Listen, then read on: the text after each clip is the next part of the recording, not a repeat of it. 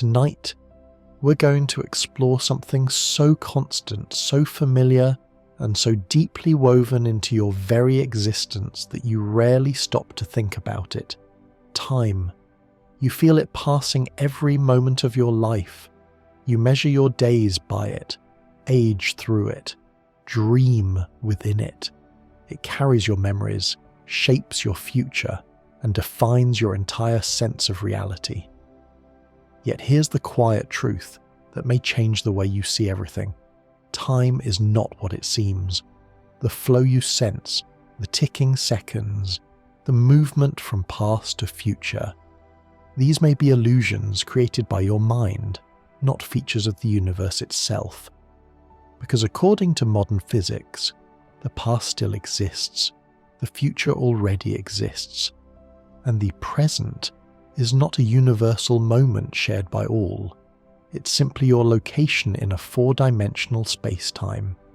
Tonight, we'll go deeper than the clocks on your wall or the calendar on your phone.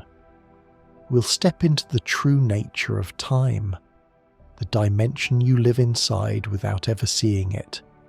We'll explore how your personal perception shapes the flow you feel, why time passes differently for different people, why gravity bends time itself, and how the entire universe may be one complete, unchanging structure, a cosmic tapestry where every moment is already stitched into place. So take a breath, let the noise of the day fall away, and allow yourself to drift into the quiet mystery of the one thing you can never hold, never stop, never touch, yet always live within. This is the story of time, the illusion we all live inside. Tonight we're going to step into one of the most misunderstood aspects of existence, time itself. You're surrounded by it, shaped by it, carried forward through it. Your entire life unfolds inside it. Every memory, every emotion, every dream, all of it is stitched into a single direction we call the flow. But what if that flow isn't what it seems? Tonight, we'll explore the possibility that time isn't a simple river moving from past to future, but a far stranger, more layered reality than you've ever imagined. A reality where the past still exists, the future already sits in place, and you're simply moving through a cosmic landscape that doesn't change. You do. Before we begin, take a moment. Notice where you are. Notice the air around you. Notice the quiet rhythm of your breath. These sensations are tied to a moment you call now, but as you'll soon discover, now is not as absolute as it feels. Now, let's begin. What do you think? Time isn't the full story from childhood. You're taught that time moves forward. Seconds tick, minutes pass, hours slip away. You leave the past behind and step into a future that doesn't yet exist. It's simple. It feels obvious. It feels true. But simplicity is often an illusion created for us to survive. Nature rarely reveals her deeper structure at first glance. Think of gravity. For thousands of years, people thought objects fall because Earth pulls on them. Only later did we learn that this was merely the surface of a deeper truth. Time is the same. What feels like a steady flow may actually be a consequence of motion, of perception, of the way your brain stitches together experiences. You think time moves, but perhaps you do. Time as a dimension. Einstein shattered the simple picture of time. He showed that time is not separate from space, it's fused with it, forming a four-dimensional fabric we call spacetime. Length, width, height, and time are not independent, they're intertwined. When you move through space, you also move through time. When time passes, you're shifting across space-time coordinates. You don't flow through time, you travel across it. Just like you can move north or south, You move forward in time at a rate determined by your motion and by gravity. That movement is fixed. You cannot stand still in time any more than light can stand still in space. Time isn't something that happens to you. It is a direction you move through, a path your body and mind travel, and like all paths, it has structure. Past, present, future, all existing together. Imagine a film strip, a long ribbon of frames. Each frame captures a single moment. All frames exist at the same time, past, present, future, laid out in a single structure. You experience them one at a time because that's how your brain moves through the strip. This is the idea behind the block universe, a natural consequence of Einstein's equations. In the block universe, the past still exists, the future already exists. Time doesn't flow. You're simply located at a particular point in the 4D structure. Your birth, your present moment, and events far in your future are all embedded in the space-time fabric. Nothing is becoming, nothing is unbecoming. All moments exist, you're just walking through them. It feels strange, maybe even uncomfortable. But many physicists believe this is the truest picture we have. Why the flow of time feels real. If the future already exists, why don't you feel it? Why do you feel time flowing?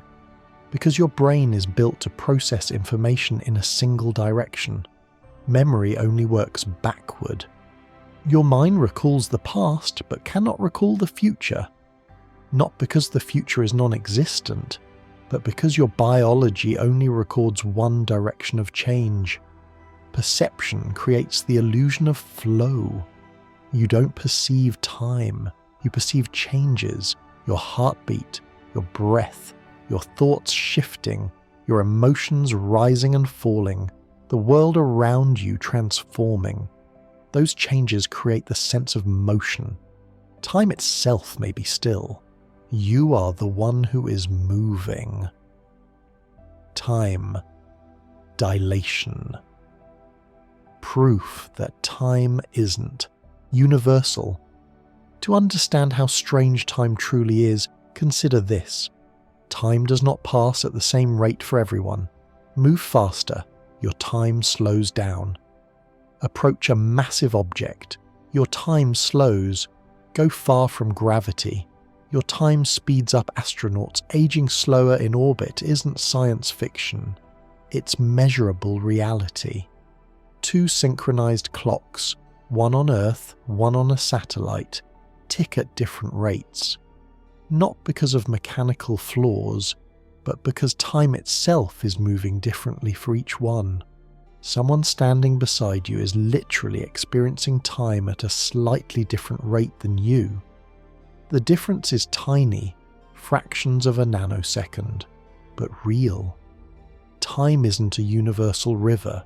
It's a flexible, changing dimension. Each person carries their own private clock. You exist inside your own personal slice of time, drifting through the universe at a rate slightly different than everyone around you. Why moments can't be repeated? Every moment you live is a position in space-time. You can't return to it. Why? Because returning to a moment means returning to a coordinate in the 4D block universe. To do that, you'd need to reverse your entire trajectory. Not just your motion, your biology, your memories, your entire arrangement of particles. Every atom of your body would need to rewind to a previous configuration. This is why living in the past is impossible. Not because the past isn't real, but because you have moved. You've changed. Your perspective has shifted.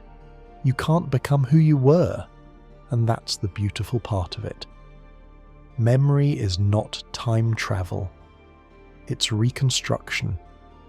Memories feel like portals to the past, but they're not. Your brain doesn't store moments like files. It reconstructs them each time you remember. A memory is a simulation, a story your brain recreates so you can make sense of who you are. The past doesn't change, your interpretation of it does. You're constantly rewriting the emotional meaning of your life. That is why time feels alive.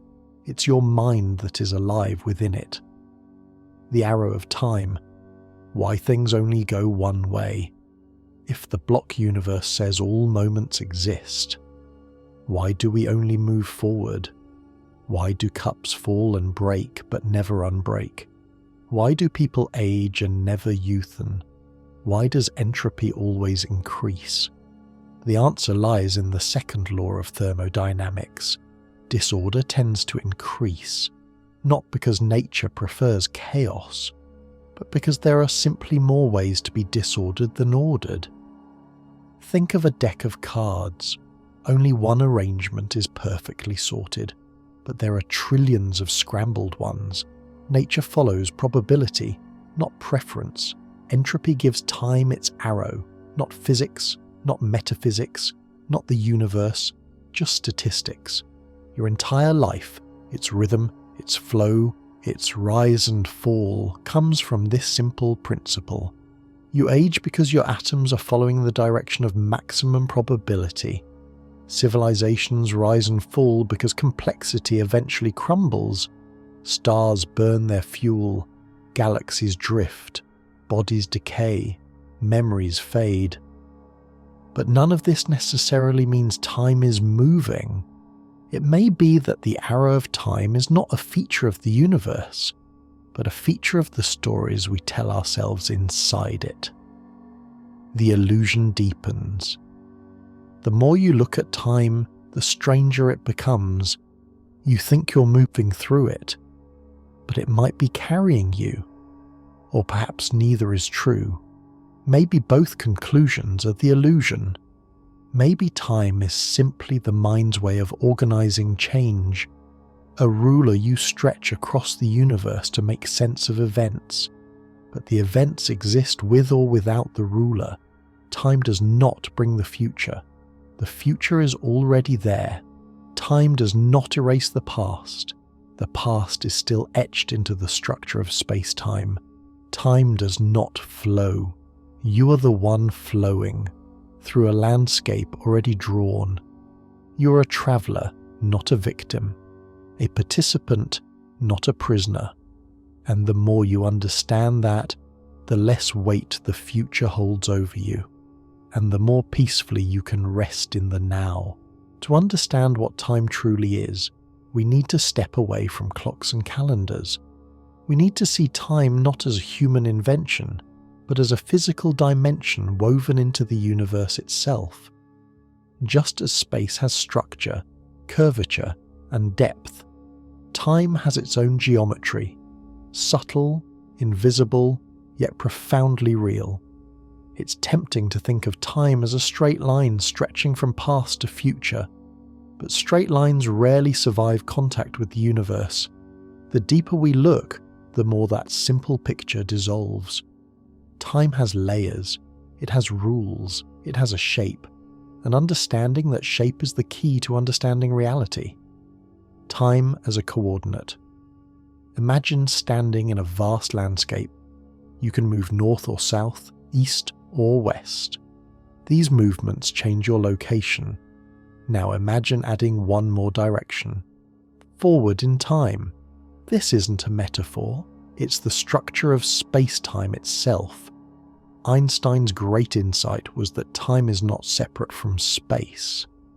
The universe does not contain time any more than it contains space as a separate concept.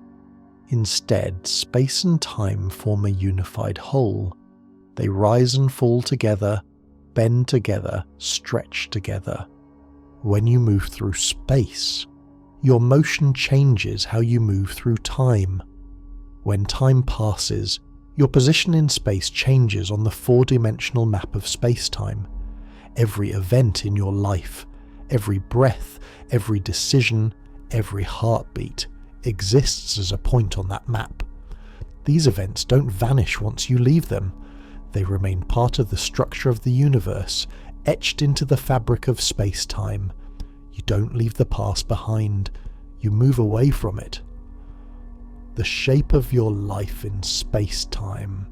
Think of your life not as a timeline, but as a path, a long continuous curve drawn through the four-dimensional block of space-time. Physicists call this your world line. Your world line contains the moment you were born, the moment you're experiencing right now, the moment you will experience tomorrow, and every moment you will ever experience.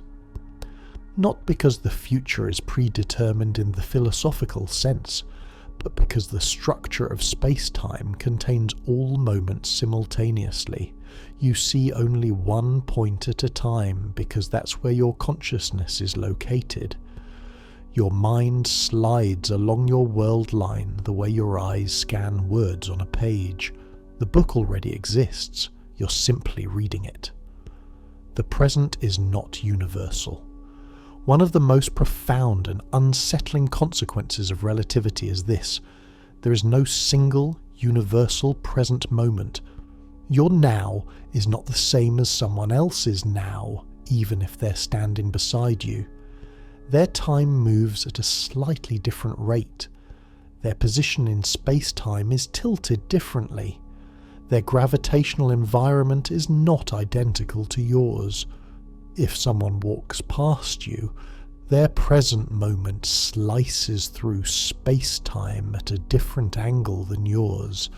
The two of you agree on what happened, but not on when it happened. This means that the universe does not experience time the way your mind does.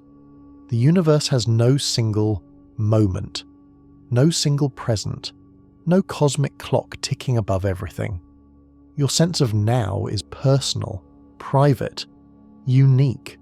You live in your own bubble of time, one that no other creature shares exactly. The illusion of flow. If past, present, and future all exist, why does time feel like movement?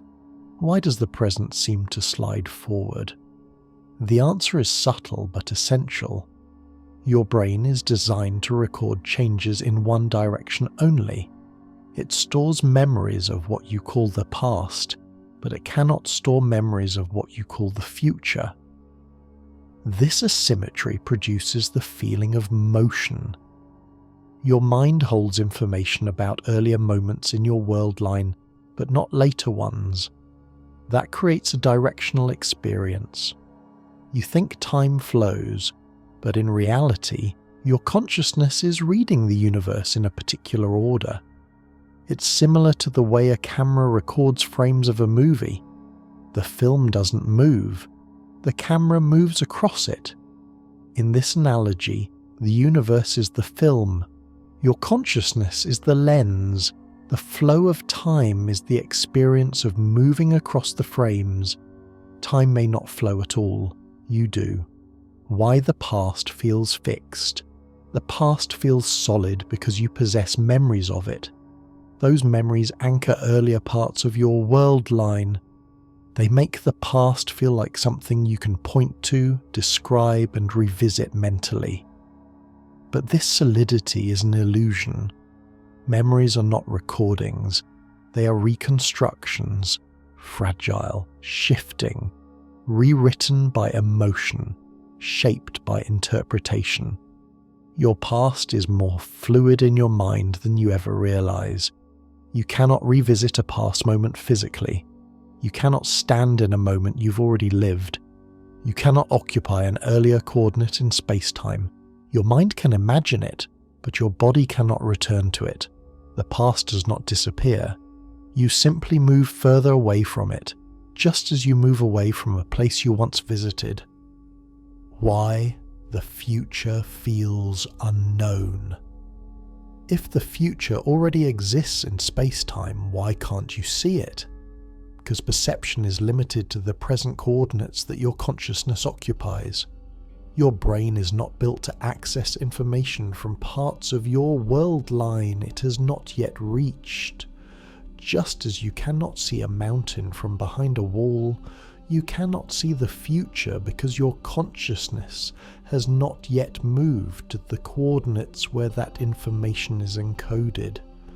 The future is hidden behind a cognitive horizon, not because it's unreal, but because you're not there yet. The future does not lack existence, it lacks access, time and motion. To understand time fully, we must understand the interplay between motion and the rate at which time flows. This relationship is one of the most surprising discoveries in physics. If you move quickly through space, you move more slowly through time. This is not a theoretical idea. It has been measured repeatedly. A person on a jet airplane ages slightly slower than a person standing on the ground. A clock on a satellite ticks faster than a clock on Earth's surface. Gravity slows time. Velocity slows time. Every object carries its own timeline, bent and shaped by motion and mass. When you move, you distort your own time. When you experience gravity, you experience a change in time. You live in a universe where the rate of time's passage is not universal, not fixed, not absolute.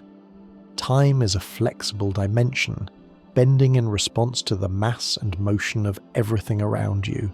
The passage of time is personal.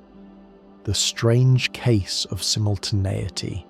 One of the most counterintuitive results of relativity is that simultaneity, whether two events happen at the same moment, is not absolute. Two events that appear simultaneous to you will not appear simultaneous to someone moving relative to you. Even a small motion changes the order of events. This means that before and after are not universal. They depend on the observer. They depend on motion. They depend on perspective. To say that something happened at the same time for the entire universe is meaningless. There is no universal timeline, only individual timelines connected by the geometry of space-time. This alters how we think about cause and effect. We like to believe that causes always precede effects, but in some frames of reference, the order of events can reverse. The universe allows it. Only the deeper structure of space-time ensures that causal paradoxes do not occur. The more you examine time, the less it resembles the simple arrow you were taught. Consciousness and the direction of time. Why does consciousness move forward instead of backward? Why can't you remember the future? Why do you experience a continuous flow of becoming? The leading idea is this. Your experience of time is tied to entropy, the natural tendency of systems to move toward disorder. Your brain is a thermodynamic engine. It burns energy, forms memories, and generates awareness by increasing entropy. Entropy gives your mind a direction to move. It forces your internal processes to evolve in one direction only. The arrow of time is not a universal feature of the cosmos. It is a feature of your biology. Without entropy, there would be no experience of flow, no sense of past or future. There would only be space-time, static, complete, eternal. You experience the arrow of time because you are a living system embedded in a universe that follows statistical rules. Time's direction is the direction of a life, the weight of time. As you sit there listening, you are moving through space-time at a steady pace. Your atoms vibrate, your heart beats, your senses capture a stream of information. Your mind assembles it into a coherent narrative. This narrative gives meaning to your world. It ties moments together, binds your emotions, links your memories, and shapes your identity. But beneath that story is the deeper reality. Time is not a river. It is a dimension, a coordinate, a structure. You're not being pushed forward.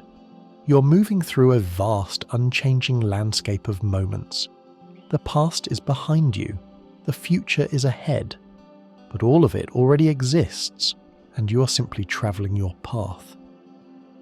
There is a quiet question that follows each of us through life, a question you begin to feel, not in science classrooms or observatories, but in the simple rhythm of living.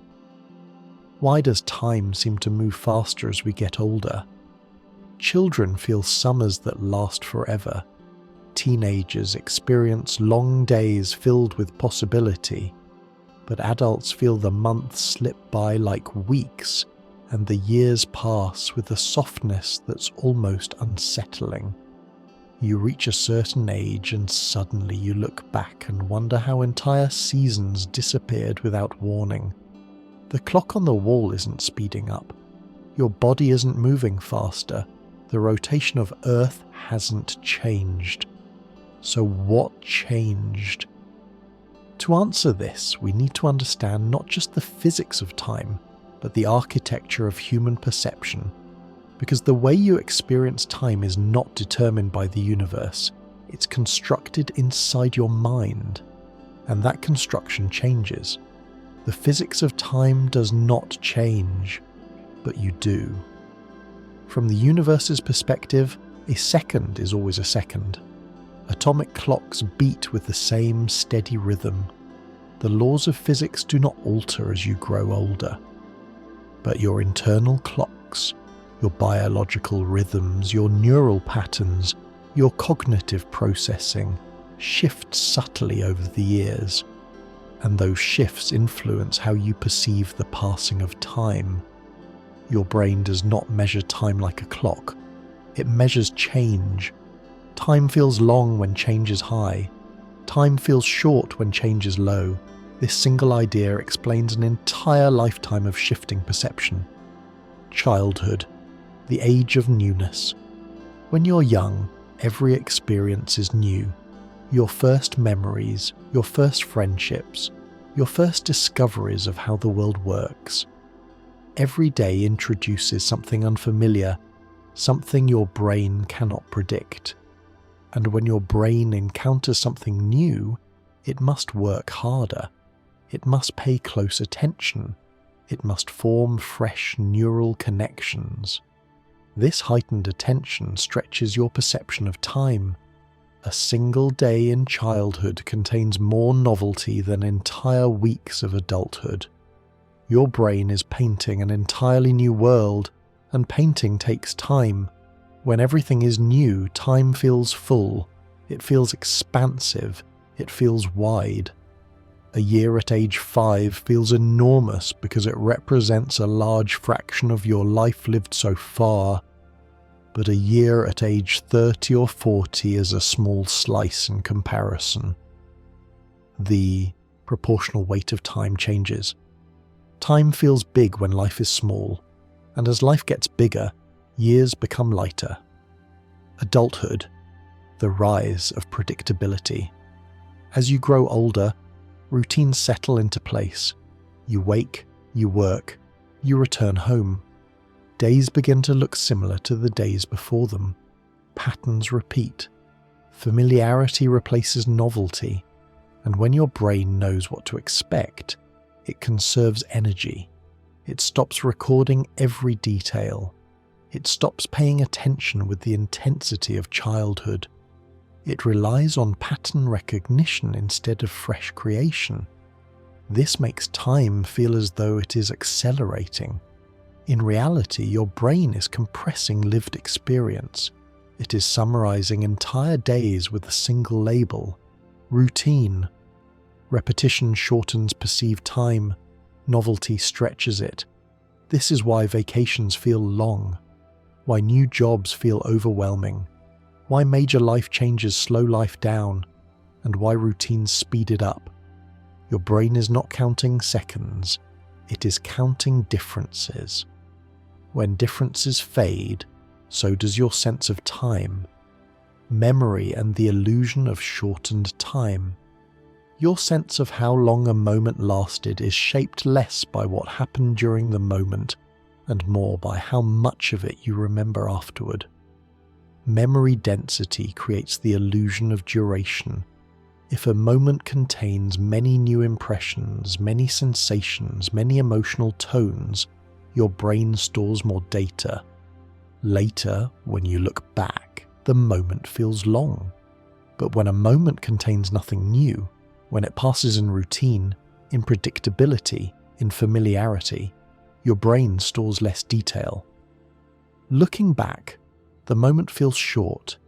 Entire weeks can vanish in memory if nothing distinguished them. This is why time feels slow when you're experiencing it for the first time, but fast when you look back on a lifetime of repeated patterns. The more unique your memories, the longer life feels. The fewer unique memories, the shorter it feels. Time is not disappearing. Memory is. The emotional weight of moments. Emotions stretch time just as novelty does. Moments of fear, excitement, sadness, joy, or uncertainty carry weight. Your mind pays attention to them. It records them with detail. This attention creates the feeling that time slowed.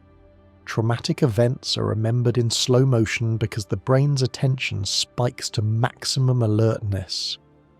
Peaceful, unchanging moments slip by effortlessly. This does not mean that emotional moments actually last longer. It means your brain allocates more neural resources to processing them, and that increased processing creates the subjective feeling of extended time. Time is elastic in memory. It stretches to fit the emotional landscape. The flow state. When time disappears, there is a strange paradox at the heart of time perception. The more engaged you are in the present moment, the more focused, absorbed, or deeply involved, the less you feel time passing. This is known as flow. Athletes enter it. Artists enter it. Writers enter it. Anyone who loses themselves in their work enters it. In flow, hours pass like minutes. But later, when you remember the experience, it feels meaningful and full. During flow, time compresses.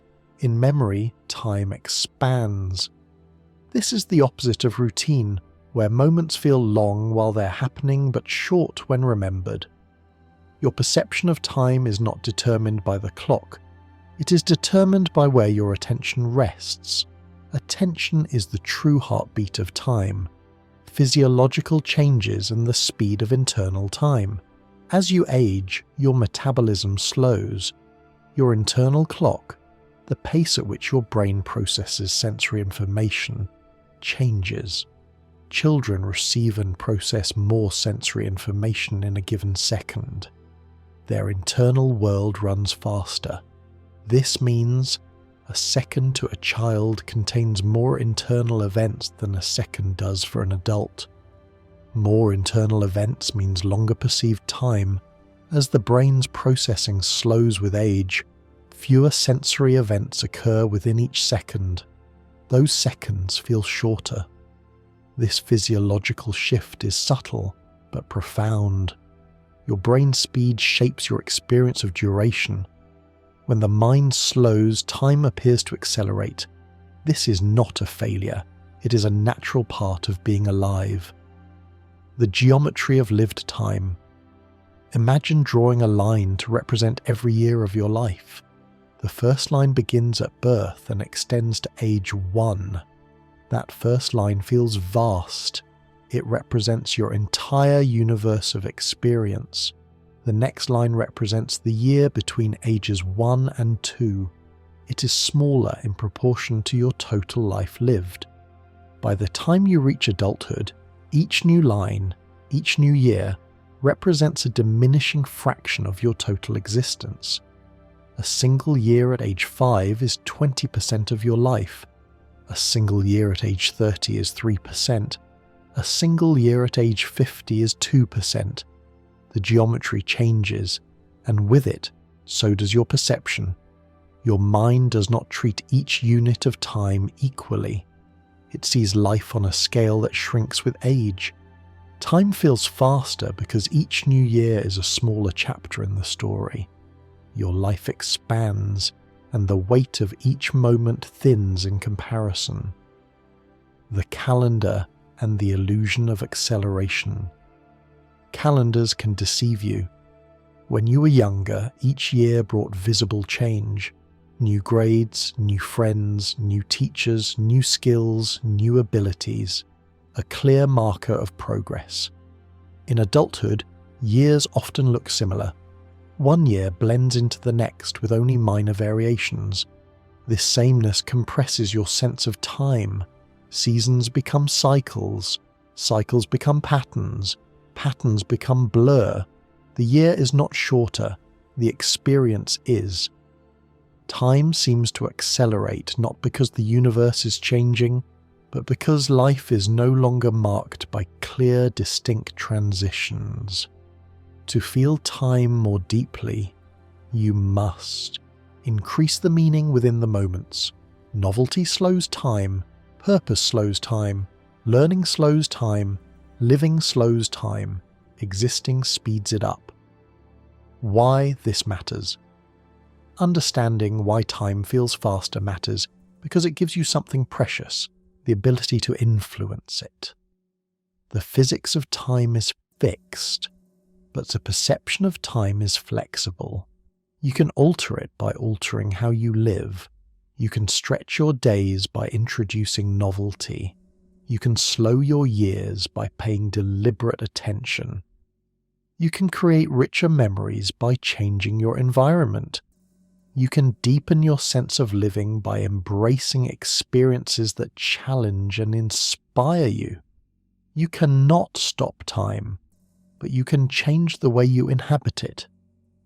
By understanding the mechanisms behind your perception, you gain the ability to reshape your inner experience of life's passing. And that is one of the quiet powers of being human. When we talk about time, we nearly always talk about one direction. Forward. Forward into the next moment. Forward into the next day. Forward into the rest of our lives. But the laws of physics tell a different story. A stranger one. A quieter one.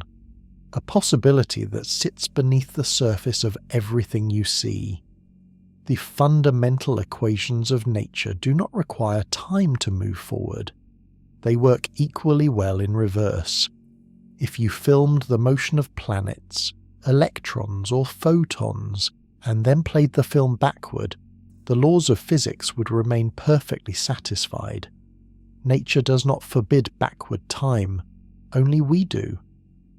To understand this paradox, we need to step into the space between physical law and lived experience, the boundary where the universe and consciousness meet. The symmetry of physical law.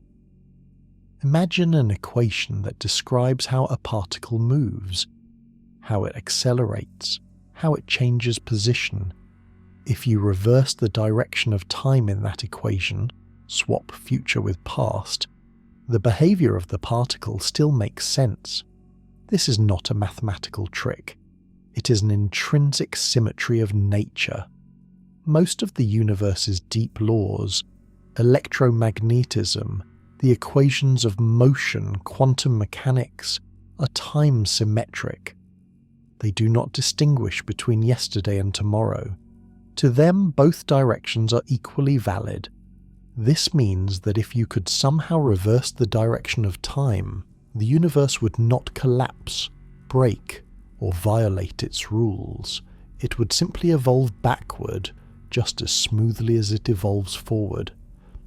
Time has no preferred direction in physics. It gains that direction only in experience. And that difference reveals something profound about us and about the universe. Entropy and the arrow of time.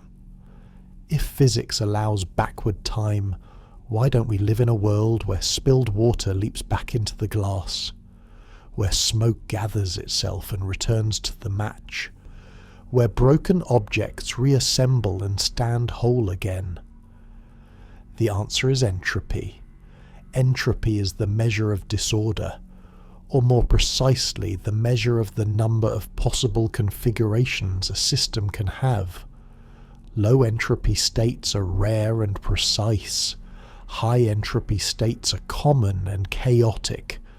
If you shake a box of puzzle pieces, you are far more likely to scatter them than to assemble them. Nature follows the same statistical rule. The universe began in an extraordinarily low entropy state, a condition of unimaginable order. And from that moment onward, entropy has been rising. This rise in entropy gives our minds a direction. It creates the psychological arrow of time. We remember the past because it had lower entropy and left ordered traces. We do not remember the future because it has not yet unfolded into those ordered traces. Time moves forward because entropy increases. But entropy increases because the universe started in a peculiar, exquisitely ordered state. Change the beginning, and the arrow of time could vanish. In a universe with high entropy everywhere, time might feel directionless, moments might appear static, events might not follow the sequence we take for granted. Our sense of direction in time is not a deep law. It is a consequence of initial conditions. The arrow of time is born from the opening moment of the cosmos. Could time run backward? In principle, yes. In practice, no. We could imagine regions of the universe where entropy decreases instead of increases, places where broken objects reassemble, where friction reverses, where heat flows from cold to hot. Physics allows it, but probabilities forbid it. The odds of spontaneous entropy reversal are so low that you would need a universe far larger than anything imaginable. And even then you might wait longer than the lifespan of all stars combined before seeing a single backward moment. It is not impossible. It is simply unimaginably unlikely. Nature is not constrained by possibility. It is guided by probability, and probability overwhelmingly favours the forward direction. Time travel and the structure of space-time. Once you understand that the arrow of time is emergent, not fundamental, a new question arises, one that has captured human imagination for centuries.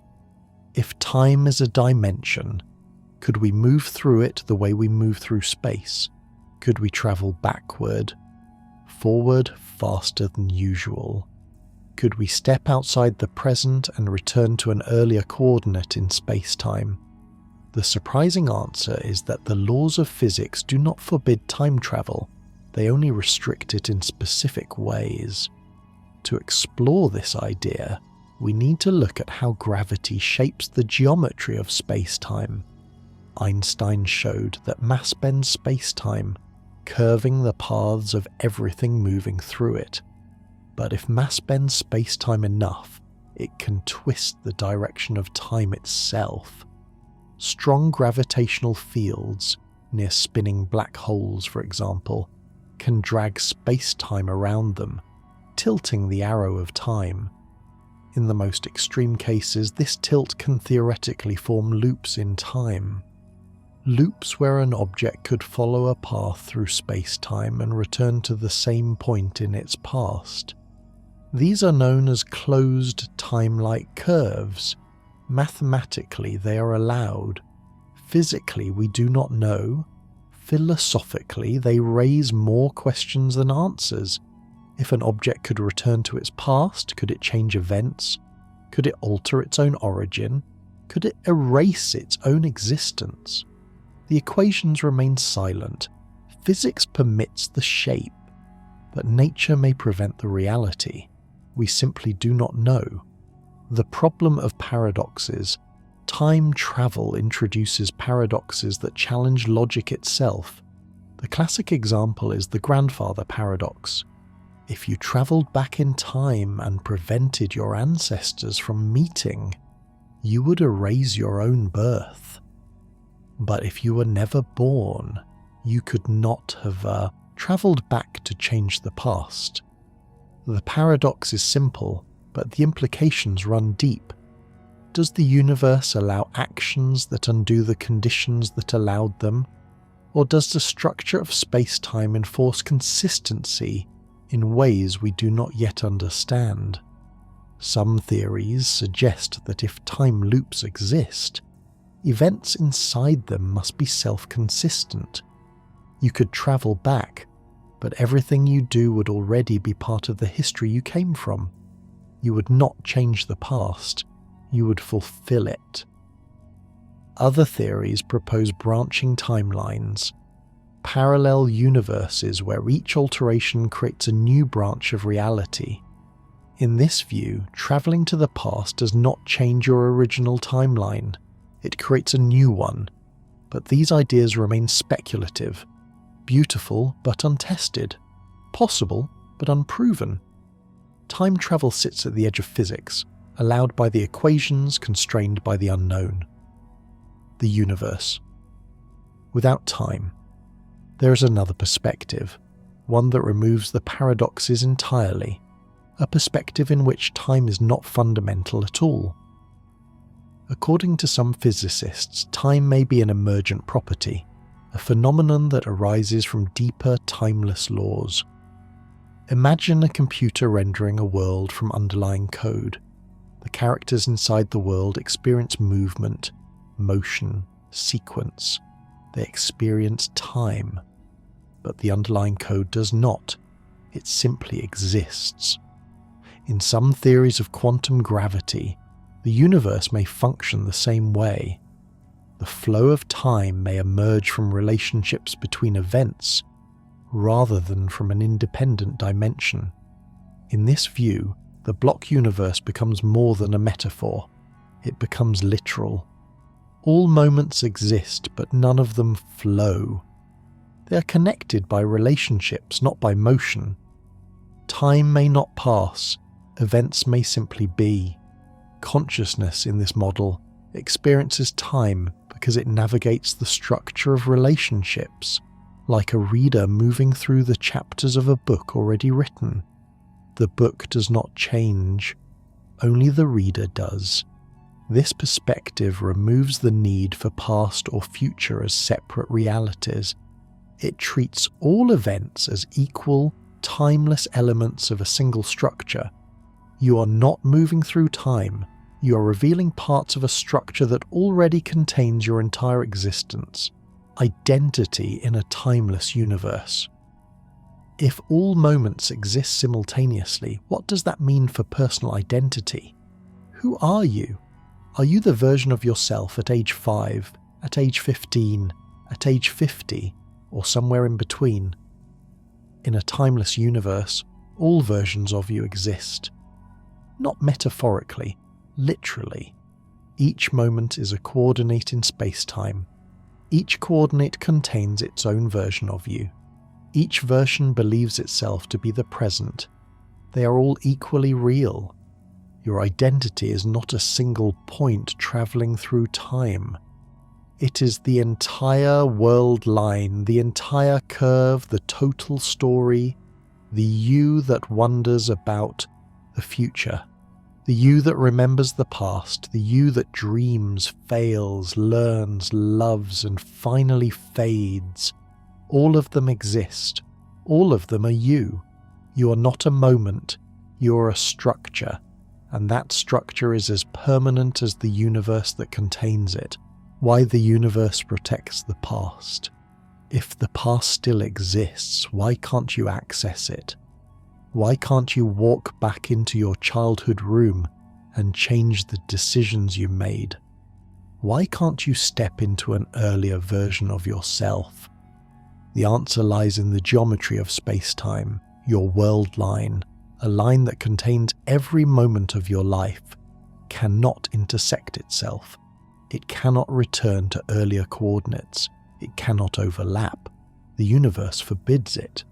Not because it is impossible, But because your path through space-time is determined by the laws of motion and energy, your trajectory cannot fold backward any more than a river can flow uphill from its source.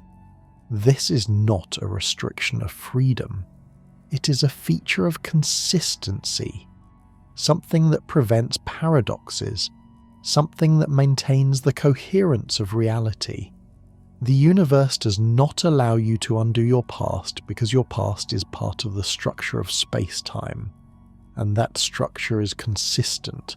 Everything that has happened because it existed in the geometry of the universe. Your life is not a line being drawn. It is a line already drawn. You are moving along it. Among all the mysteries of time, none feels more immediate, more intimate, or more unquestionable than the present moment.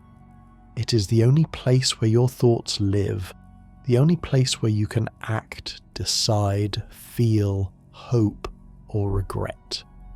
It is the anchor of consciousness, the point where your internal world meets the external universe. But what is the present? Is it a moment of physical reality? Or is it a construction of the human mind? To explore this question, we must examine the present from two perspectives: the way the universe treats it and the way consciousness generates it. These two perspectives rarely agree. The present in physics. In physics, there is no universal present. There is no cosmic snapshot that divides past from future. There is no single moment shared by all observers. Every observer has their own present, defined by their location and motion in space-time. Two people standing a few meters apart do not inhabit the same now. Their present moments tilt subtly relative to each other, because their world lines slice through space-time at slightly different angles. This difference is microscopic, far too small to feel, but it is real. On larger scales, the difference becomes profound. A distant star may be part of your present, while, from another perspective, it lies in someone else's past. The present is not universal. It is local, personal, relative. Physics does not recognize a privileged now. It recognizes only events connected by geometry. If the universe were to pause, there would be no cosmic clock to mark the moment, no boundary to freeze, no frame that all observers would agree upon. The present, as physics sees it, does not exist as an independent entity. It is an illusion born from the human experience of time. The window of awareness consciousness, however, insists on a present moment. It requires one. Without it, awareness would collapse into chaos. Without a steady point of focus, you could not distinguish between what is happening, what has happened, and what might happen. But the present moment is not what it seems. What you experience as now is a construction, a synthesized moment built from signals arriving at different times from different parts of your body and the world around you. Light from the environment takes time to reach your eyes. Signals take time to travel through your nerves. Your brain takes time to interpret them. Your senses all operate at different speeds. Your brain compensates for these delays by assembling them into a single experience, a unified moment. But that moment is not instantaneous. Your present is a window, not a point.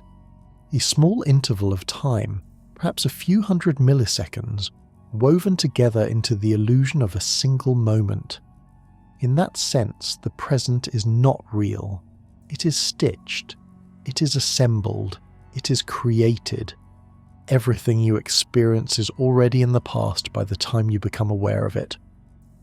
The present is delayed reality, the extended moment. Even this window is not fixed. The length of your present expands and contracts depending on your state of mind. When you're calm, your present widens. Time feels slower, gentler. When you're anxious or overwhelmed, your present narrows. Moments flash by without clarity. Extreme fear narrows the present even further, collapsing awareness into survival mode. Your mind stops taking in detail and focuses only on immediate danger. Meditation, on the other hand, widens the present moment. It slows perception, it stretches awareness, it creates a sense of spaciousness, as though time itself is expanding around you. This widening does not change the clock, it changes the mind's framing of experience. Time is not what the clock measures. Time is what the brain constructs, the present and prediction. One of the most surprising discoveries in neuroscience is this. The brain predicts the present before it senses it. Your mind is always slightly ahead of reality, anticipating what you will see, hear, and feel. This predictive mechanism helps stabilize your perception. It fills in missing information, it smooths over delays, it creates continuity. If your brain relied only on raw sensory data, your perception would lag behind the world. Everything would feel delayed, uncertain, disjointed. Instead, your brain takes the past and uses it to predict the present. You do not live in the moment. You live slightly ahead of it, guided by expectation. Your present moment is not a point in time. It is a negotiation between what has happened and what your mind thinks is about to happen. The present is a synthesis, a hypothesis, a construction. It is reality filtered through the machinery of consciousness. The present and the self. Your sense of identity, your feeling of being you, exist entirely within this constructed present. The past defines your story, but you do not inhabit it. The future shapes your hopes, but you cannot access it. The self exists only in awareness, and awareness exists only in the present. But if the present is a construction, then the self is also a construction, not an illusion in the sense of being unreal, but an illusion in the sense of being assembled, created, and constantly revised. Every moment of awareness updates the self. Every thought reshapes it. Every memory alters it. Every expectation pulls it forward. The present is the medium through which the self continues. Without the present, there is no continuity. Without continuity, there is no identity. The self is the story consciousness tells as it moves along the world line. The present is the page where that story is written. The boundaries of now. If the present is a construction, it raises a natural question. How far does the present extend? Is it a fraction of a second? A moment of awareness? A conscious insight? A feeling? An experience? Your brain stitches together perception, memory, and expectation into a seamless experience that feels like now. But this now is not a single instant. It is a dynamic range. It encompasses your immediate sensations, your short-term memory of the last few seconds, your prediction of the next few seconds. You live in a sliding window of time that contains more than a moment. Your present contains your immediate past and your anticipated future. The boundaries blur. The present is not a vertical slice of space-time. It is a horizontal wave moving with you. This wave contains shifting layers of meaning, sensations, thoughts, memories, plans, all woven into a single experience that feels like a knife edge cutting through time, when in truth it is a wide band. You never live in a point, you live in a structure. The illusion of the unchanging moment. It's easy to assume that the present moment does not change, that every moment you inhabit is always the same type of moment. But that is not true. Your present moments vary widely depending on your mental state, your environment, and your level of awareness. A moment of deep focus feels different from a moment of boredom. A moment of fear feels different from a moment of joy. A moment of connection feels different from a moment of solitude. The present is not an objective slice of time. It is a subjective state of being. Each present moment has a texture, a tone, a colour, an emotional shape. When you are in love, moments feel rich and layered. When you are grieving, moments feel heavy and suspended. When you are anxious, moments feel sharp and compressed. When you're relaxed, moments feel deep and slow. The present changes with you. It reflects your inner world more than it reflects external time. The present and meaning. Everything meaningful in your life happens in the present. It is the only place where you can experience beauty, connection, understanding, and transformation. The only place where you can act, speak, choose, or change. The only place where life occurs. But if the present is created inside your mind, then meaning is also created there.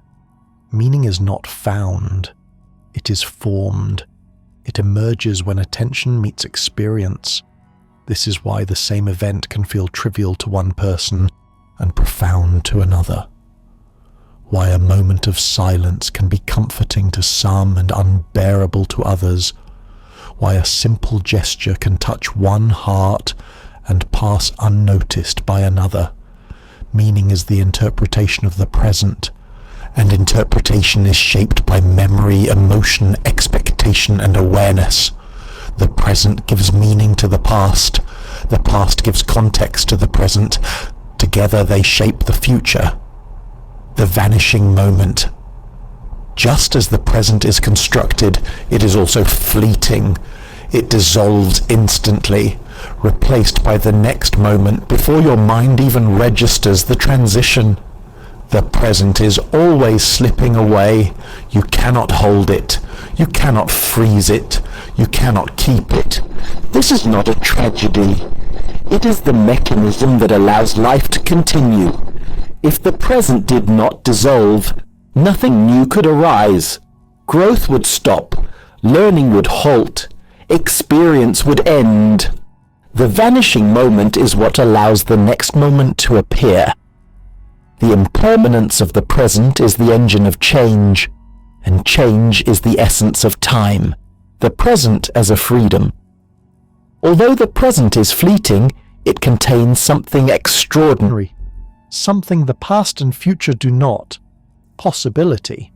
In the present, you can choose, you can act, you can decide, you can change direction, you can create, you can let go. The past cannot be changed. The future has not yet unfolded, but the present contains the potential for both. It is the point where the trajectory of your world line can shift, where your next moment is shaped, where your identity evolves. The present is the only place where agency exists. It is the bridge between what has been and what could be. The present is freedom.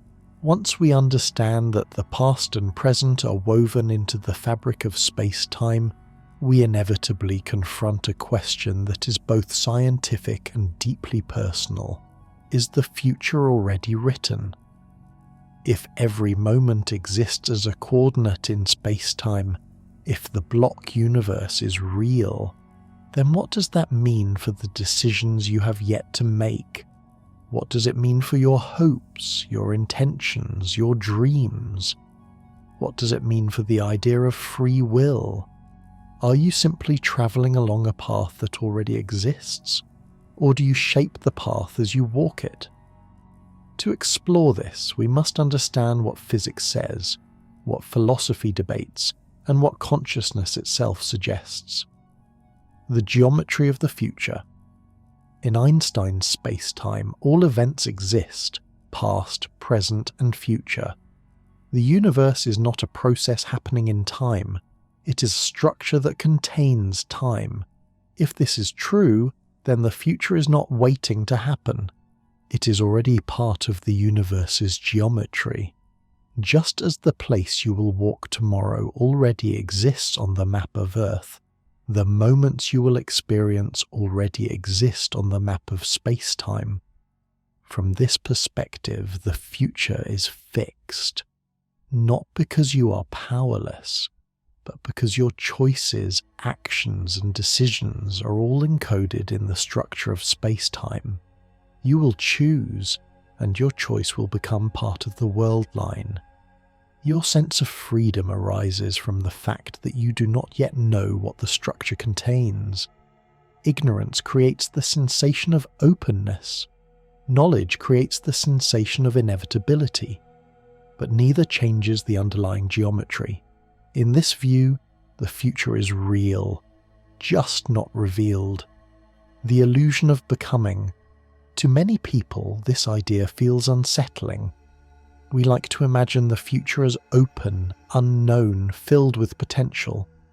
We like to believe that tomorrow depends on what we do today. But this belief may be a feature of consciousness, not a feature of the universe. Your mind experiences time as a series of unfolding moments. You feel the arrival of the future because your awareness moves through space-time. That movement creates the illusion of becoming. The sensation that the universe is being built from moment to moment. But if all moments exist simultaneously, the universe is not becoming. It simply is. The feeling of becoming arises from the movement of awareness, not the movement of time. The future appears open only because you have not yet encountered it. Just as the next page of a book feels unwritten until you turn to it. The words were always there. You simply had not reached them. Quantum uncertainty and the flexibility of the future. Although relativity suggests a fixed future, quantum mechanics tells a different story. At the smallest scales, nature behaves unpredictably. Particles exist in multiple states at once. Outcomes are governed by probabilities, not certainties. Only when events are measured do they collapse into definite states. This introduces a fascinating possibility. What if the future is a landscape of probabilities, not a single path? From this perspective, the block universe is not frozen. It is flexible at the micro level. It contains many possible futures, and only one becomes real when consciousness or measurement interacts with it. This interpretation suggests that the future may not be fixed. It may be a field of potential outcomes. Some physicists believe that consciousness plays a role in selecting outcomes, an idea both intriguing and controversial. Others believe that every possible outcome occurs in parallel universes, creating a branching multiverse where every choice happens somewhere. In this view, the future is not singular, it is plural, not one path, but many, and your awareness travels only one of them. The debate between determinism and free will. If the future is fixed, then every decision you make, every thought, every action, was already part of the structure of space-time. If the future is flexible, then your choices might genuinely shape what happens next. Physics does not settle the debate. Neuroscience does not settle it. Philosophy has debated it for centuries without resolution. But we can understand the possibilities. Determinism. Determinism says that everything you do is the result of prior causes. Your genetics, your environment, your experiences, all combine to produce your decisions. You feel free, but you're acting out a path shaped by countless factors beyond your control. Indeterminism. Indeterminism says that some events, especially at the quantum level, are not predetermined. They happen without cause. If consciousness is influenced by quantum events, then some decisions may not be predetermined either. Compatibilism. Compatibilism suggests a middle path.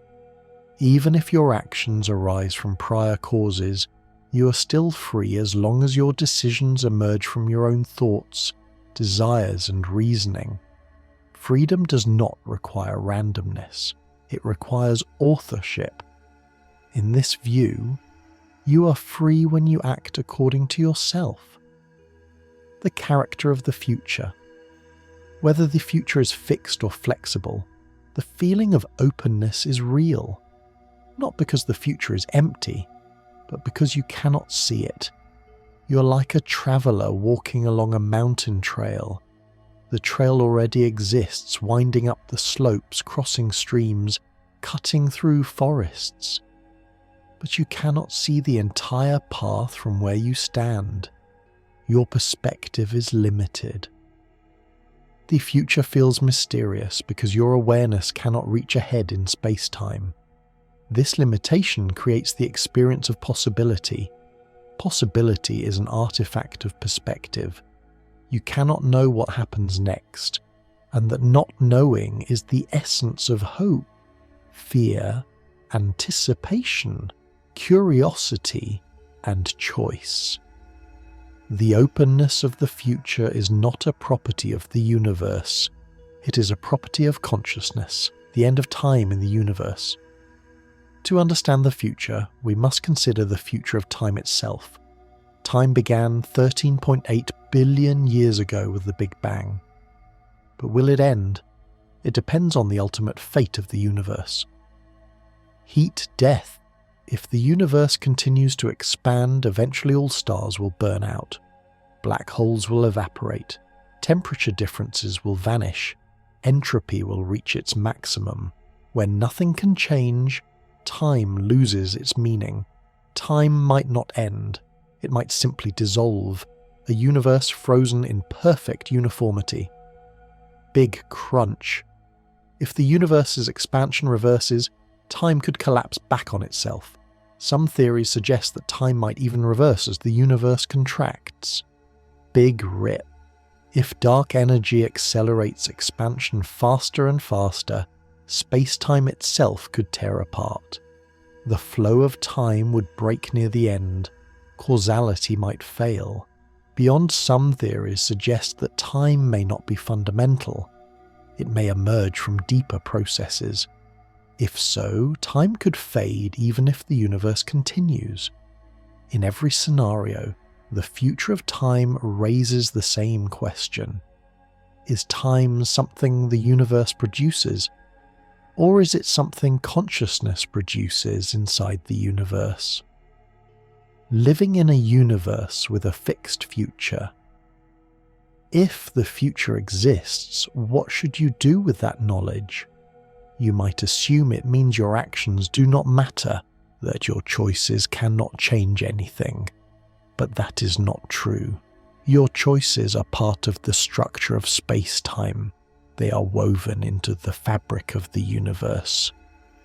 Your decisions matter because they are the events that shape your world line. You're not a passive observer. You're an active participant in the story the universe contains. Knowing the future exists does not eliminate agency. It redefines it. It means your role is not to invent your path, but to walk it consciously. Your actions are not futile. They are essential. Your world line is yours alone. No one else will ever experience it. No one else can take your place in it. Your journey through space-time is the unique expression of your existence. Living in a universe with a flexible future. If the future is flexible, if it contains multiple possibilities, then your choices determine which path your awareness enters. In this view, every decision you make selects a branch of the future. Every thought alters the probabilities. Every action tilts your trajectory. You are crafting your future in real time. The future is a field, and your consciousness collapses it into a single path as you walk through it. This perspective gives you enormous power. It means that meaning, direction, and transformation are not fixed. They are created through choice. You're not bound to a predetermined story. You're writing the story as you live it. Both views, deterministic and flexible, offer something profound. Either the future is written and your role is to inhabit it fully, or the future is unwritten and your role is to shape it. In either case, your life has weight, your decisions have meaning, your existence is not trivial. You're a thread woven into the fabric of space-time, a thread that carries consciousness forward, revealing the universe moment by moment.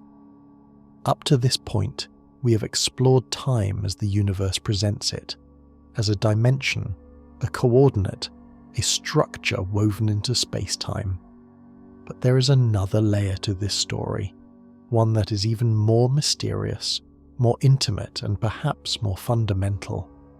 What if time does not only exist in the universe, but also inside the mind? What if time is not merely something we observe, but something we generate? To understand this possibility, we must explore one of the deepest questions in science and philosophy. What is consciousness? And what role does consciousness play in the experience, or even the existence of time? Consciousness as the interpreter of the universe. Consciousness is the lens through which the universe becomes knowable. Without it, the universe would remain a silent, indifferent landscape, filled with matter and energy, but devoid of meaning. Consciousness is not simply a passenger travelling through time. It is the interpreter of time. It is the mechanism that gives temporal order to experience. You do not experience reality directly. You experience the mind's interpretation of reality, and that interpretation is built on sequences, on patterns that unfold over what you call time. Consciousness does not merely detect time, it organizes experience into time. Without consciousness, there may be no experience of flow at all. The brain as a time machine. The brain does something extraordinary. It stitches together millions of electrical signals arriving at different moments into a coherent narrative. It places events into a temporal order. It creates a past, a present, and a future. This organization is not imposed by the universe, it is imposed by the brain. Every conscious perception, every sound, sight, sensation is delayed. By the time you become aware of something, the event has already happened. The brain compensates for these delays by predicting what will happen next. This prediction is so powerful, so automatic, that you rarely notice it. In a sense, consciousness is always anticipating the present, always leaning into the next moment. You live in a synthetic now, a reconstruction of a moment that already passed, shaped by a prediction of what is about to come. Your awareness is a blend of memory and expectation. Time is not something consciousness observes. Time is something consciousness produces as a framework for experience. The birth of time in the mind. To understand how consciousness creates time, consider how newborn children experience the world. Infants do not perceive time the way adults do. They do not understand past or future. They do not experience the world as a sequence. Their awareness exists in a timeless present, a continuous stream without boundaries. Only with the emergence of memory do children begin to perceive the past. Only with the development of anticipation do they begin to perceive the future. Only with the growth of the brain's internal structures does the flow of time appear. This means that the perception of time is learned, constructed, acquired. Time, as consciousness experiences it, is not a property of the universe, it is a cognitive achievement. The brain creates the sensation of time by organizing experience. Without that organization, time dissolves.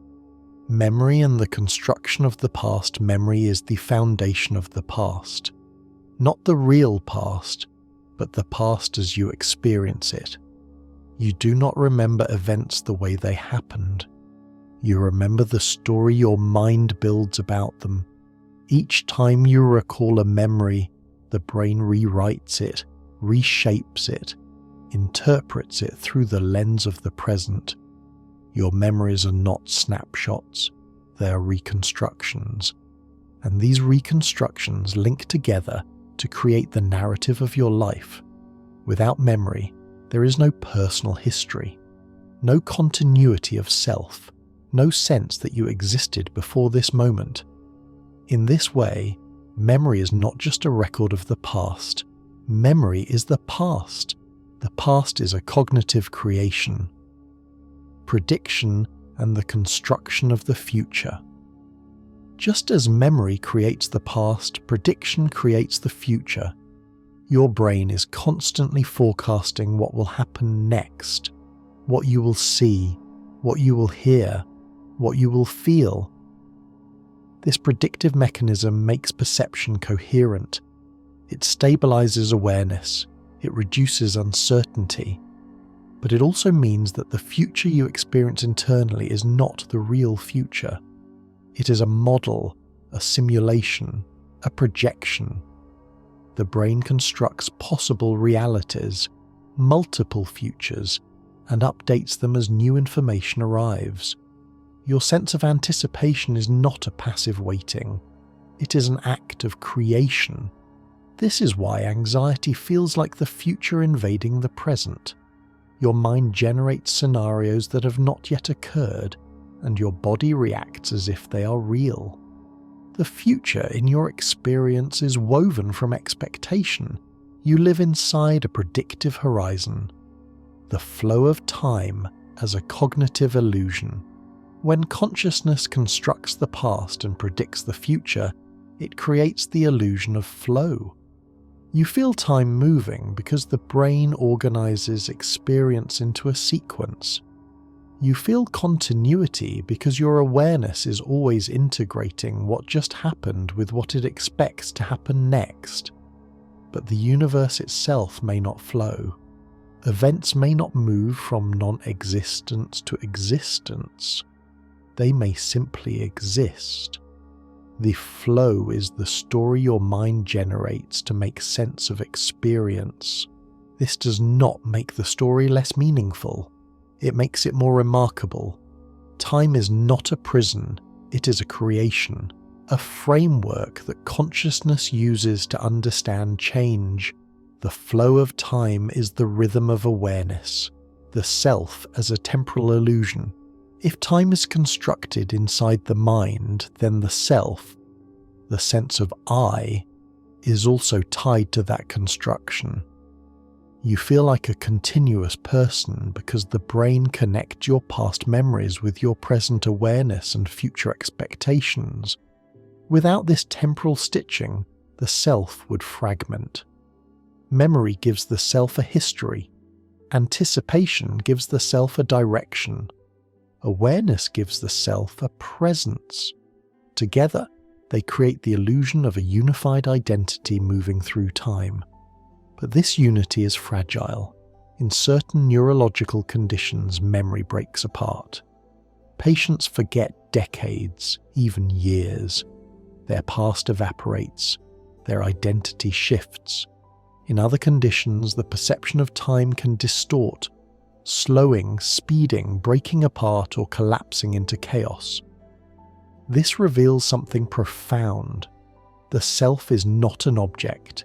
It is a process that depends on time perception, a process that depends on memory and prediction, a process that consciousness maintains from moment to moment. You are not a fixed entity travelling through time. You are the changing pattern that arises when consciousness weaves time together. Consciousness beyond time. Some experiences seem to push consciousness beyond the temporal framework. Moments of intense awe, deep meditation, or certain altered states can dissolve the sense of past and future entirely. In these moments, time feels suspended. Awareness becomes spacious. The mind stops organizing experience into a rigid sequence. Instead, it inhabits a kind of timeless present, a state some traditions call pure awareness. In this state, consciousness does not flow through time. It rests in a stillness that feels both infinite and immediate. Science cannot yet explain these states, but they reveal something important about the nature of consciousness. Time may be a mode of awareness, not a condition of existence. Consciousness may be capable of perceiving reality without temporal structure. It may be capable of experiencing presence without sequence. And if consciousness can exist outside of time, then time may not be fundamental to consciousness. Consciousness could, in principle, outlast time itself. The origin of time in consciousness. If time is constructed by consciousness, then perhaps the most important question is not how time exists in the universe, but why consciousness evolved to perceive it. The answer is survival. To survive, an organism must remember past threats and predict future ones. It must learn, adapt, anticipate. It must map experience onto a temporal framework. Without memory, there is no learning. Without prediction, there is no planning. Without planning, there is no survival. Time perception is not a luxury. It is a necessity. Consciousness invented time so that life could continue. This means that time is not only a physical dimension, it is a biological strategy, a cognitive tool, a psychological invention. You perceive time because your ancestors survived by perceiving it. Time is the interface between consciousness and the world, the universe. Without an observer, if consciousness is needed to create the experience of time, what happens in a universe without consciousness? Would time still exist? Would moments still flow? Would past and future still have meaning? Physics says yes. The geometry of spacetime exists regardless. Events exist even without observers. But the flow of time, the sense of before and after, the sequence, the meaning, those do not exist without consciousness. The universe without observers is static, silent, without story, without narrative, without becoming. It contains time but does not experience it. Time, in this sense, is dormant until consciousness awakens it. To understand time fully, we must go deeper than relativity, deeper than space-time, deeper even than the flow of consciousness. We must descend into the quantum world, the realm of fundamental particles, probability waves, and interactions so subtle that reality itself seems to flicker in and out of existence. Here, time behaves differently. Here, time becomes uncertain. Here, the very concept of time begins to dissolve.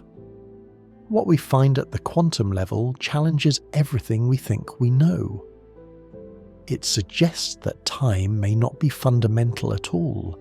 It may emerge from something deeper, something woven into the very correlations that connect particles across the universe. This possibility changes our understanding of time from the ground up.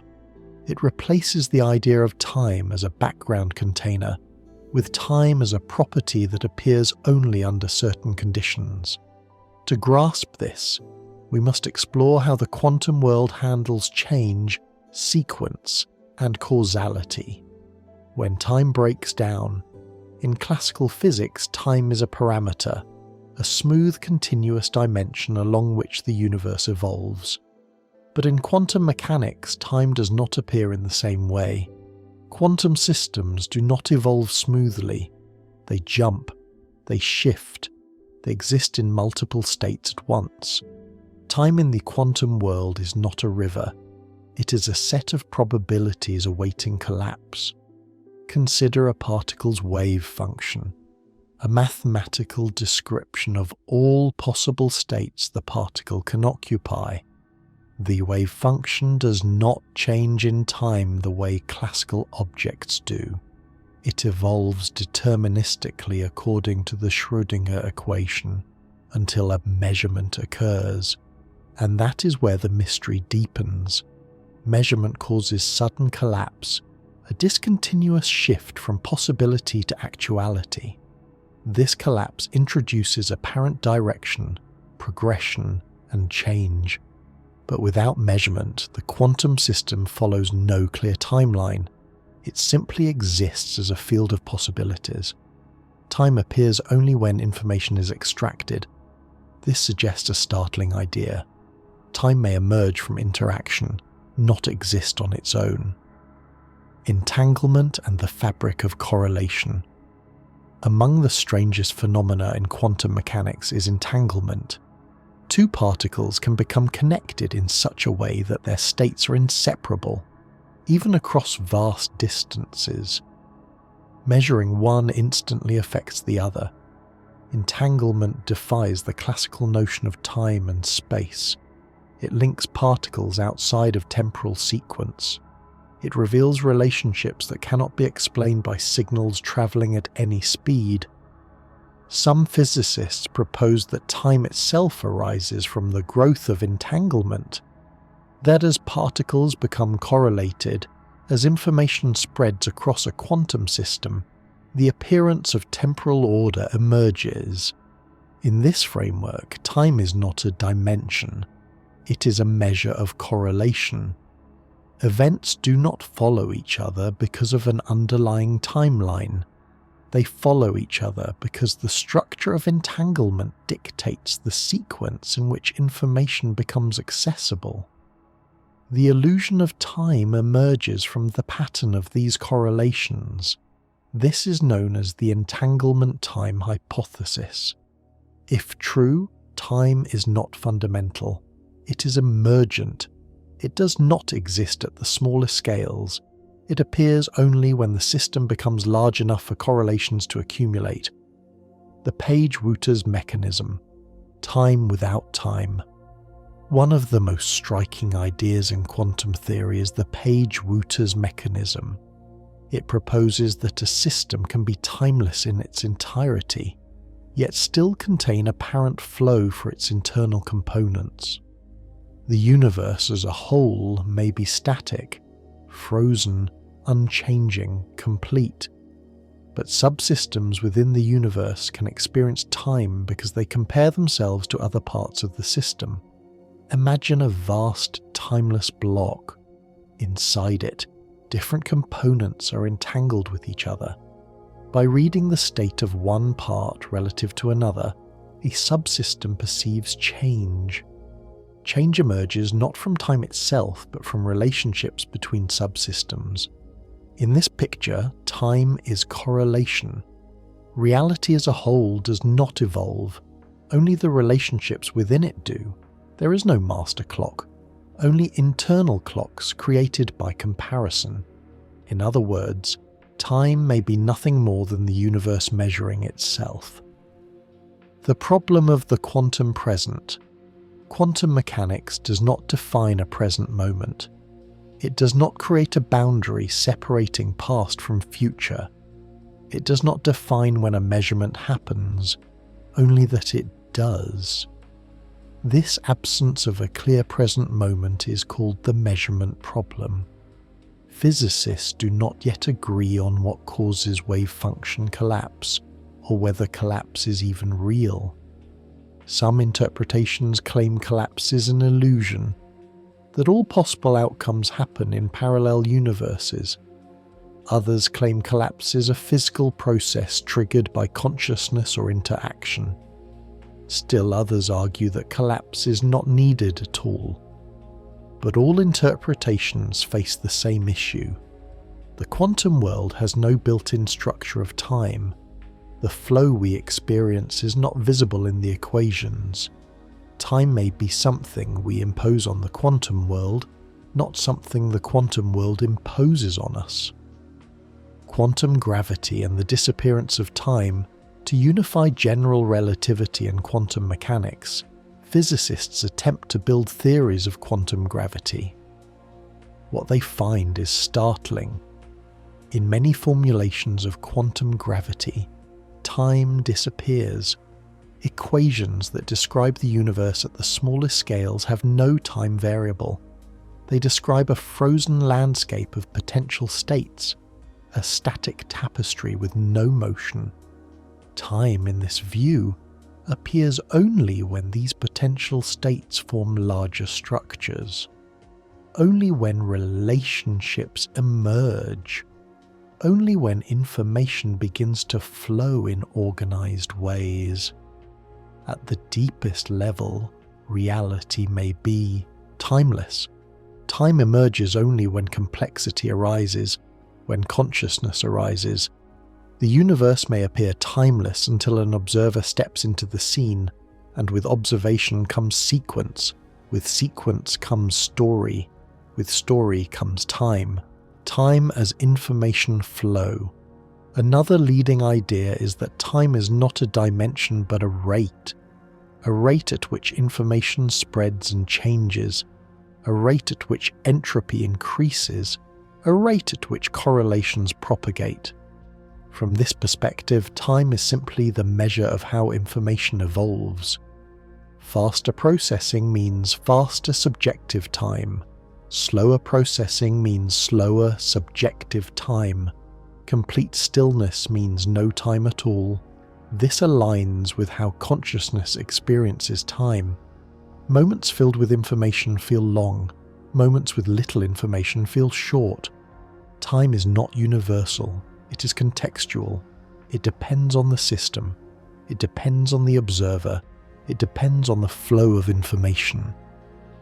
When time emerges. If time emerges from information, then time does not begin at the Big Bang. Information does. Time emerges when correlations form, when entropy begins to rise, when quantum coherence breaks into classical structure, when complexity appears, when observers appear. Time emerges when the universe becomes capable of making distinctions.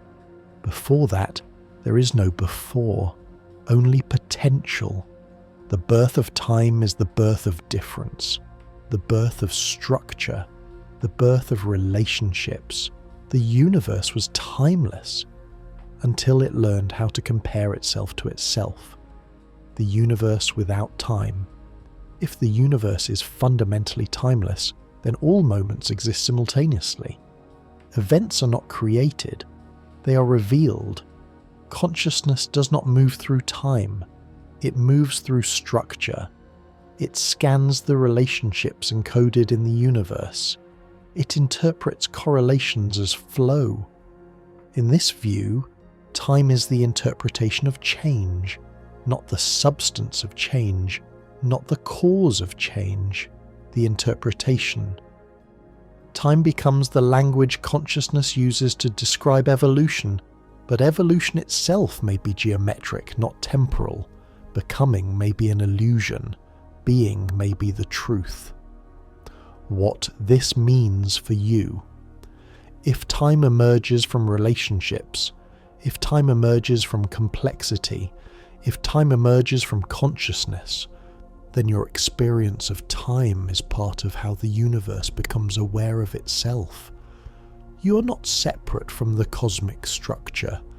You are part of the mechanism by which time appears. You help create the flow you feel. You are not moving through time. You are helping bring time into being. As consciousness scans the universe, time unfolds. You're not a passenger of time, you're a source of it. Up to now, we've explored how time behaves in everyday life, how it emerges from quantum correlations, and how consciousness interprets it. But there are places in the universe where time behaves in ways so extreme, so distorted that they defy ordinary experience. Places where the familiar structure of space-time twists into something fundamentally different. These are the places where time breaks, where the geometry of the universe pushes time to its limits, where the very concept of a ticking clock becomes meaningless. Among these places, none are as extraordinary or as terrifying as black holes. Black holes are not just objects. They are regions of space-time where gravity is so intense that the normal rules collapse. They do not simply bend time, they trap it, twist it, stretch it, crush it. To understand time fully, we must understand these regions where time ceases to behave like time. The event horizon, the point of no return. A black hole begins with an event horizon, a boundary surrounding the singularity. It is not a physical surface, it is a threshold. Once crossed, no signal, not light, not sound, not information, can return to the outside universe. But the event horizon does something equally strange. It stretches time to its breaking point. To an outside observer, anything approaching the horizon slows down. Not physically, but temporally. Time for the falling object appears to slow, then freeze, then fade. An object falling into a black hole becomes frozen at the edge. Light from it becomes redder and dimmer. Its final moments stretch into infinity. From the external universe's perspective, the object never crosses the horizon. It lingers at the threshold forever. From the object's own perspective, however, it crosses the horizon effortlessly, in seconds. Two observers, two clocks, two different realities. Time does not pass the same for both. This divergence reveals something essential. Time is not universal, it is contextual, it is shaped by gravity. At the event horizon, the difference becomes infinite. Inside the black hole, the end of space, the end of time. What happens inside a black hole is even stranger. Inside the event horizon, the roles of space and time begin to interchange. Space points inward. Time points toward the singularity. Inside a black hole, moving forward in time means moving toward the center. You cannot choose another direction. You cannot stop. You cannot slow down. The singularity is not a place in space. It is a moment in your future, a moment you cannot avoid. Inside the horizon, there is no freedom of motion. There are no alternative paths. Your future is the singularity. This is not metaphor. This is the geometry of space-time in extreme curvature. The laws of physics force every object, every photon, every particle toward the singularity. It is not an optional destination. It is the structure of time itself. At the singularity, the curvature becomes infinite. Space shrinks to nothing. Time becomes meaningless. The timeline ends. Not because the clock runs out, but because the concept of a clock ceases to make sense. This transition is the ultimate breakdown of time. The frozen star, a universe. Split in two, from the outside, black holes appear eternal. Nothing ever completes its fall. Nothing ever finishes crossing the horizon. Everything remains suspended at the edge, slowed by time dilation. But from the inside, the fall is swift. The horizon is crossed in moments. The singularity is reached in minutes.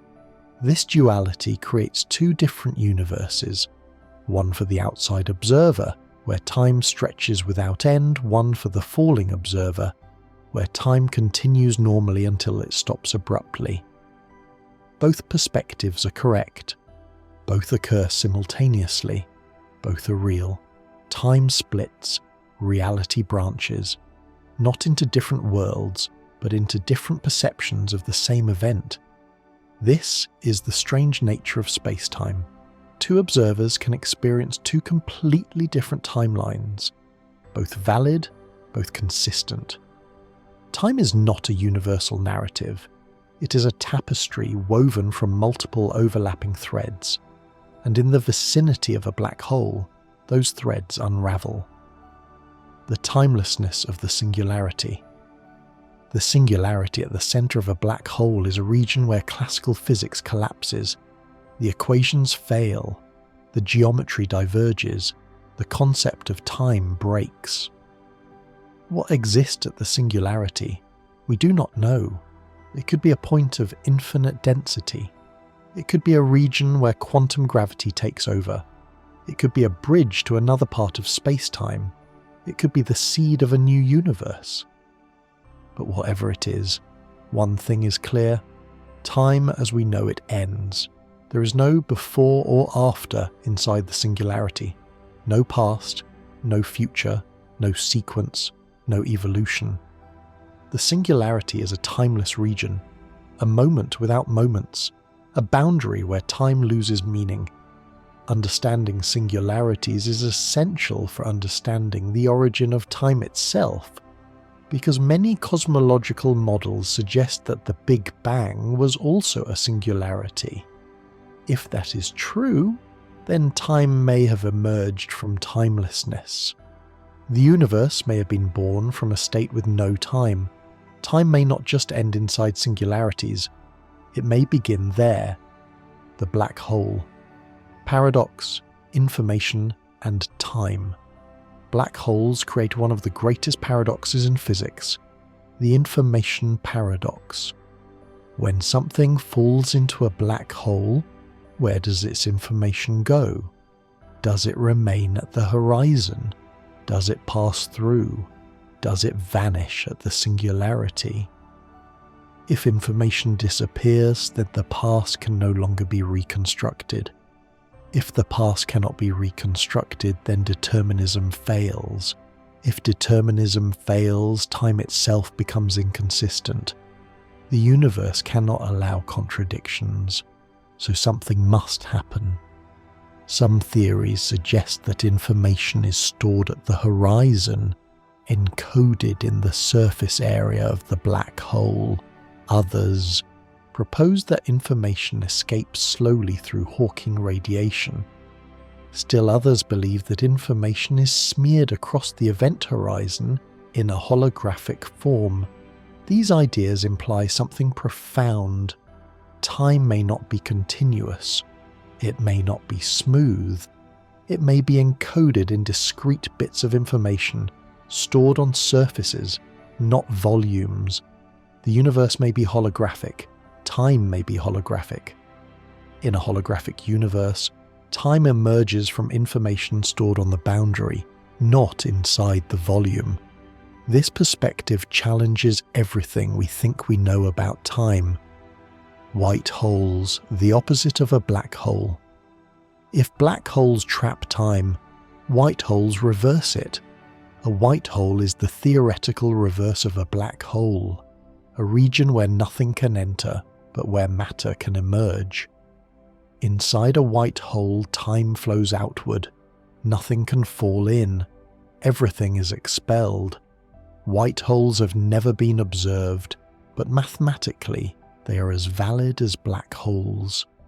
Some theories suggest that black holes in one part of the universe could be white holes in another, connected by wormholes or quantum bridges. In such a connection, time inside the wormhole could behave unpredictably, looping, stretching, accelerating, or reversing. The universe may contain pockets where time behaves differently, where events do not follow the same arrow, where the familiar sequence of cause and effect no longer holds. These regions reveal that time is not uniform, it is not universal. It can twist, fold, and break. Time can fragment. Timeless zones in the cosmos. Certain extreme environments create regions where time slows to near zero. The surface of a neutron star, the gravitational well of a dense galaxy, the interior of collapsing stars, the regions near cosmic strings or warp geometries. In these regions, seconds in one frame may correspond to centuries in another. Time becomes malleable, elastic, almost fragile. But beyond these extreme places, some cosmological models propose even stranger ideas. There may be regions of spacetime disconnected from time altogether. Regions where the metric of time fails. Regions where no clock can function. These are timeless zones, not because they lack events, but because the structure of spacetime itself does not define temporal intervals. Time requires a certain geometry to exist. Change requires direction. Entropy requires gradients. In regions where these vanish, time vanishes too. The universe may contain pockets of timelessness, echoes of the primordial state from which time emerged. The universe. Outside time. Some theories of quantum gravity suggest that the universe as a whole is timeless. That time emerges only locally. That what we think of as the beginning and the end are features of our own subjective framework. In this picture, the universe does not evolve in time. It exists as a static structure, a superposition of all possible states. Consciousness moves through that structure, revealing slices of it moment by moment, like a flashlight scanning an infinite landscape. Time is the path traced by consciousness. The universe is timeless. Consciousness is not. Your experience of flow is the unfolding of awareness, not the unfolding of reality. If true, this means something extraordinary. Your existence within time is a perspective, not a property of the universe, a way of seeing, not a way of being. Time is the story you tell as you move through a timeless structure. We have travelled through every layer of time, from the vast structures of space-time to the smallest quantum fluctuations, from the birth of the universe to the end of all things, from the physics of clocks to the experience of consciousness. Now, in this final chapter, we return to the question that has lingered silently beneath every idea. What does time mean? Not for the universe, not for equations, not for theories, but for you, for the human being listening now, for the mind that experiences the flow, for the life moving through moments that can never be repeated. Time is not only a cosmic phenomenon, it is the landscape of your existence, and its mysteries carry implications far more personal than we often realize. The beginning of time.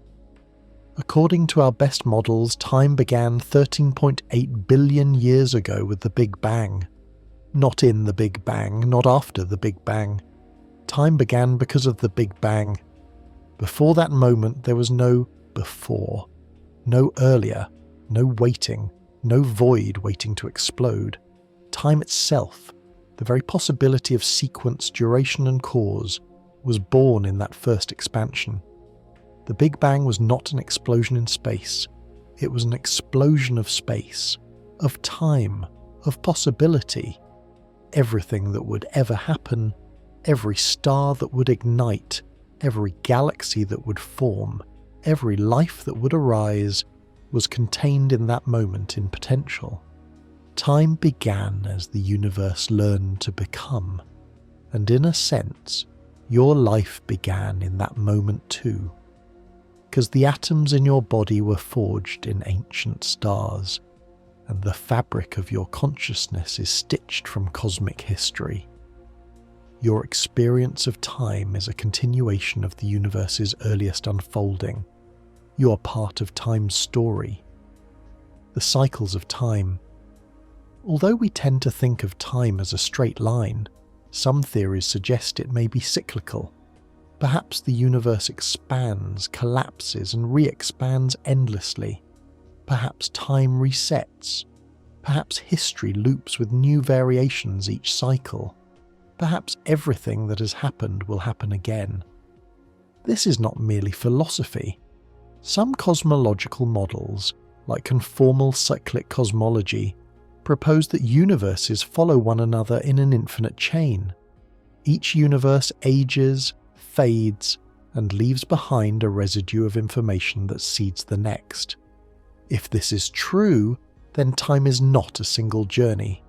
It is an endless rhythm, a cadence woven into the fabric of existence. The universe may be ancient beyond imagining, and you, a conscious being living now, are a moment in that rhythm, a breath in the universe's infinite cycle. The end of time. Just as time has a beginning, it may also have an end. If the universe continues to expand and cool, entropy will eventually reach a maximum.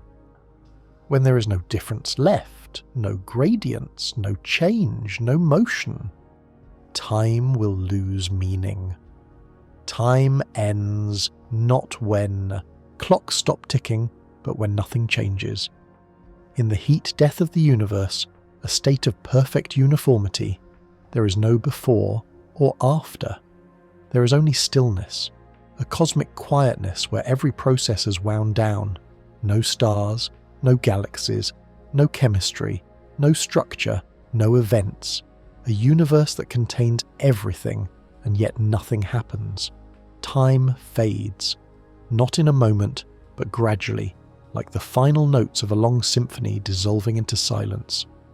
The cosmos returns to stillness, to the state from which it emerged, and the arc of time, from birth to ending, completes itself. The human relationship with time. Despite all this cosmic strangeness, despite the fact that time may be emergent, relative, constructed, or even illusory, our relationship with time is profoundly real. You live in time, you age in time, you learn, love, change, hope, regret, and grow in time. Time is the dimension of meaning. Without time, there is no memory. Without time, there is no anticipation. Without time, there is no self. The self is the pattern that continues from moment to moment. A story held together not by space, but by time. You are not defined by where you are. You are defined by when you are. Your identity is a timeline, a sequence of experiences woven into a narrative. Time is not an enemy. It is not a thief. It is not something working against you. Time is the medium through which you live. It is the structure that allows your life to unfold. Time and meaning. Meaning exist because time exists. Beauty requires change. Love requires growth. Purpose requires direction. Memory requires history. Hope requires the future. Life requires motion. If time were static, nothing could matter. Nothing could evolve. Nothing could become. Meaning is the shadow cast by time, and you, a conscious being capable of reflection, are the one who gives meaning to the moments you pass through. The universe may be timeless at its core, but meaning arises from your movement through it. You do not float passively through time. You participate in it. You shape the significance of each moment. You decide what matters. Your life is not simply a sequence, it is a creation. Time and consciousness. If consciousness creates the experience of time, and time shapes the experience of consciousness, then the two are inseparable. To be conscious is to experience time. To experience time is to be conscious. This means that the flow of time is the flow of awareness, not the movement of the universe, but the movement of your mind. Every moment of your life, every joy, every lesson, every memory exists because consciousness organizes time around it. You live inside a world that the universe provides, but you live in a reality that consciousness constructs. And that reality unfolds in time, the purpose of time. After all the equations, after all the theories, after all the metaphysics and mysteries, we arrive at a simple truth. Time is the structure through which existence becomes experience. Without time, there is existence, but no story, no awareness, no meaning, no self. Time is the canvas on which your life is painted. It is the stage on which your story unfolds, the thread that connects every chapter, the medium through which you learn who you are. Time gives shape to your journey. It gives contour to your decisions. It gives weight to your moments. Time is not something that happens to you. It is the fabric of your becoming. Final reflection. When you finish this journey, when you return to your own life, to your own present moment, remember that time is not your enemy. It is not a force working against you. It is the dimension in which you grow. It is the space in which you change. It is the medium through which your story unfolds. Time is not a barrier. It is a companion. It carries you, but it also reveals you. It teaches you, but it also transforms you. And in the quiet intervals between moments, time whispers something profound. Your life is temporary, and that is what makes it precious. Meaning comes not from permanence, but from fleetingness, from the fact that each moment passes and can never return. Time gives you the opportunity to live deeply, to love fully, to learn endlessly, to become something more than you were yesterday. In the grand scale of the cosmos, your time is brief, but within that briefness lies the entire universe of your experience. The universe is vast, eternal, complex beyond understanding, but your life, your timeline, is the one part of that universe that only you can inhabit. Time is the frame. You are the story.